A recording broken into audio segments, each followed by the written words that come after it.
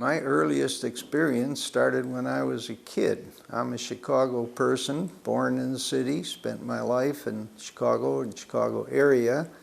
And Dad told me that when we were little kids, there were four of us, two sisters and a brother. I'm the baby of the family.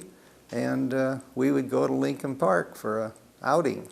And that's how Lincoln Park became known and nationally recognized, because Marlin started the first national zoo TV show called Zoo Parade. And it was an NBC show. It was based in the basement of the old reptile house at Lincoln Park Zoo. That was kind of the, quote, studio.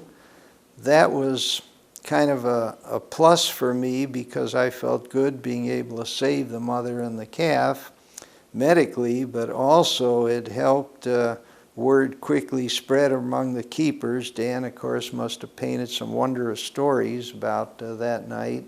And so the keepers thought, well, maybe I'm not such a bad guy after all as a doctor. And I think it helped my rapport with future interactions on dealing with medical issues during that period of my career there at the zoo. We have a place in the south side of Chicago called La Rabida Hospital. And it was for chronic children in Jackson Park. And I prevailed on the doctors there to let me bring some animals there. And they had downstairs on the main floor a big kind of public room space. And so I arranged to bring some animals down there.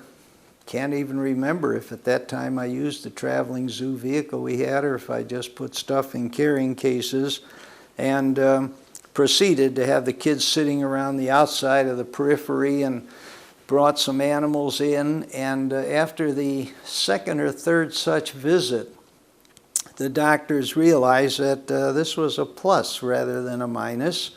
And when I'd arrived there with my animals, the doctors and nurses would greet me at the door, and they would take the animals and bring them around to the kids.